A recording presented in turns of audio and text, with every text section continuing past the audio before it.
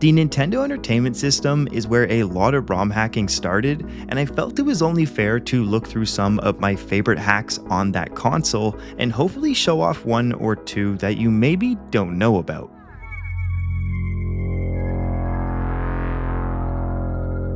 First up is Kirby's Halloween Adventure, which is a fun little seasonal hack for the base game that does much more than just recolor a few sprites. It adds a brand new campaign with levels and bosses that have been redesigned entirely, basically redoing just about everything to match the Halloween theme. By far my favorite thing with this hack is just that it's slightly more difficult, which is kinda nice considering how easy a lot of the older and even newer Kirby games can be. Overall, I like this one, and I felt it would be a fun, smaller game to show off first. Contra Revenge of the Red Falcon is one of the most respected overhaul hacks for the original Contra, rebuilding the game's original 8 stages while maintaining the game's really tough difficulty. It completely changes how stages are laid out and the way enemies react, making this version of Contra way harder than the original. I can easily say that this ROM hack is a dream come true for people who love the original game and want something way more challenging.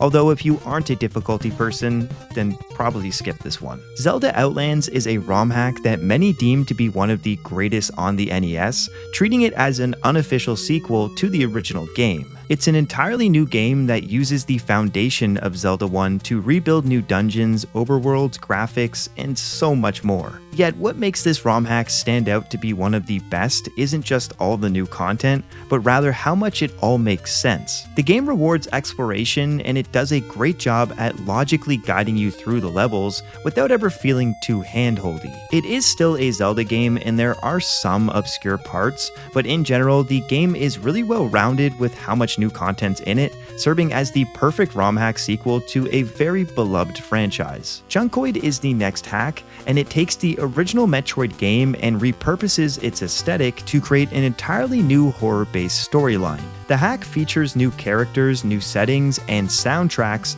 that all change up the original game, but in a very different way. One thing I personally liked about Junkoid was just how compact the map is laid out, and the fact that you barely ever see another area ever being reused. It's a dark and grim experience that some people will cling onto, while others probably not. Yet I couldn't resist not showing this one off, as it still ranks very high on Metroid construction, and for me personally. The Quest of LaLa is an expansion onto Adventures of Lolo that adds a new set of puzzles which strike a nice balance of being close to the original game, while also being different in its own right. All the charms and mechanics of the original title are still here, with puzzles that feel authentic to the original game rather than just a simple fan mod. At the end of the day, it's still the block pushing formula that the game is known for, so if you like the trial and error style of gameplay, then you're gonna like this hack as well. Dragoon X Omega II is hailed as one of the most ambitious hacks for the NES,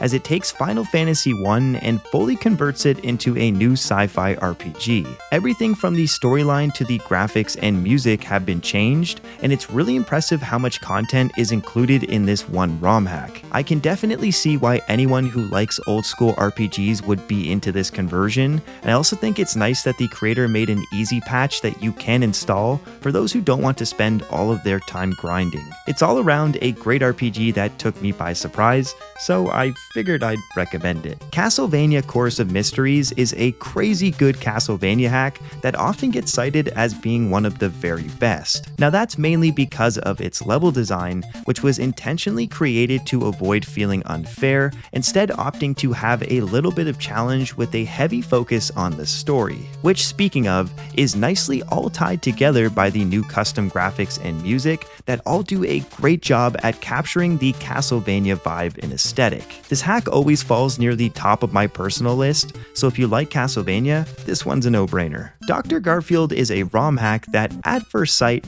kinda seems like a simple and tacky reskin, but actually it's much more than that, with there being callbacks and even references to the original Garfield comics. It's a ROM hack that isn't looking to fix what's not broken, as it keeps the Dr. Mario mechanics, but what makes the game have a lot more personality. At the core of everything, this game is more of a presentation overhaul, and that might be disappointing to those expecting new puzzle mechanics. Still, you have to respect how well Garfield fits into this game, and for people who already enjoy the original Dr. Mario, they're still gonna like this one, and I highly recommend it. Deadpool Ninja Gaiden is a hack for, well, Ninja Gaiden that strays away from typical superhero ROM hacks being way more than just a simple graphical swap. It does this by introducing new levels, enemy types, weapons, mechanics, cutscenes, and way more. It all feels very fluid and authentic with how good the sprites look, and even the fact that they have parallax scrolling effects is kinda crazy. At times, it almost feels like you're playing an authentic Deadpool game just because of how well everything fits together. I'd say this is another really well done hack that doesn't look to change Ninja Gaiden, but rather improve upon the base formula with an honestly much funnier and crazy storyline. Out of all NES ROM hacks, this one normally sits at the top of my list, and that's for a good reason, so please give it a play if you haven't already. Blaster Master: The Lost Key is a very different ROM hack, as it's not a traditional sequel, but rather an expansion onto the base game that rebuilds a lot of it from scratch. The hack is aimed at mainly making the game much more accessible by providing alternative routes to players and encouraging exploration rather than the typical memorization that people have come to learn from the original. There's a lot of routes and puzzles that reward note-taking along the way, and it's a ROM hack that will really fall in favor of those who played the original game. Although even if you never touched Blaster Master on the NES, I'd still recommend trying this one.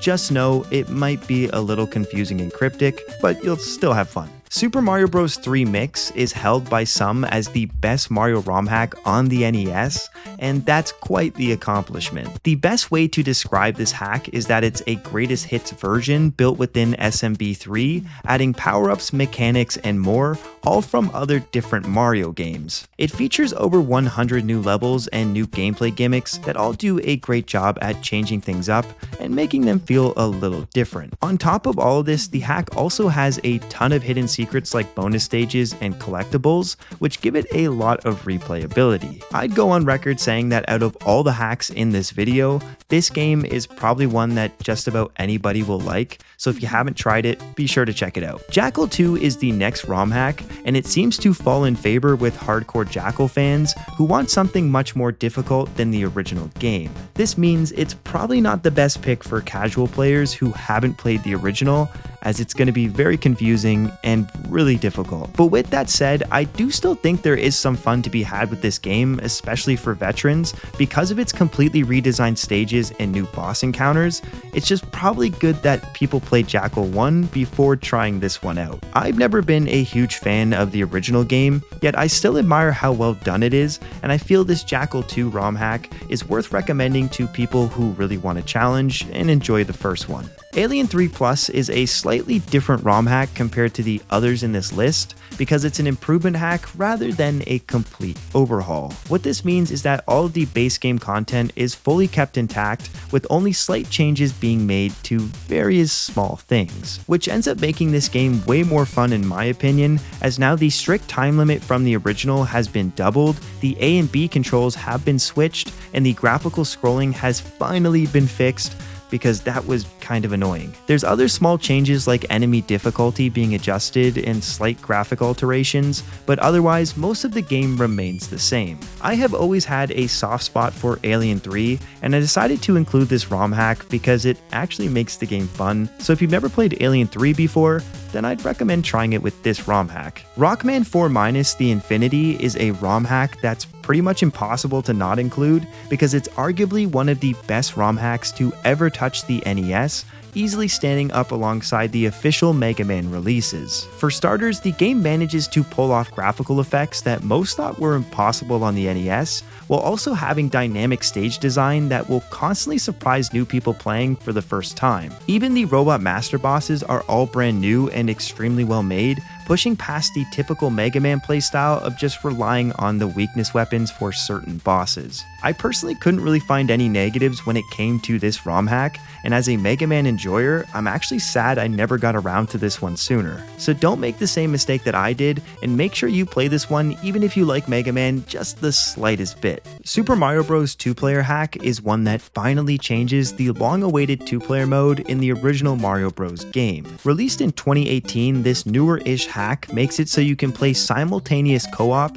doing away with the old-school way of taking turns. I do think it's important to say that there is no collisions between characters, which is honestly probably for the better, as that would make things really glitchy and chaotic. Not much else to say about this one, but it's a straightforward improvement on the base game, and if you want something that's 2-player, hey, this is a good one. Metroid Rogue Dawn is one that I can't not have in this video because it seems to appear as many people's favorite NES ROM hack of all time. Often described as the Metroid sequel that we never got, it takes place before the original Metroid, having you play as a human agent by the name of Don Aaron. The ROM hack looks to explain how the Metroids fell into the hands of these space pirates, overhauling a massive amount of stuff from the original Metroid game. It features a brand new map and environments, alongside new enemies and music, all making this game feel like an official Nintendo release. There's also a lot of quality of life improvements, such as the simple fact that you now have a map, upgrades like wall jumping, and easier exploration,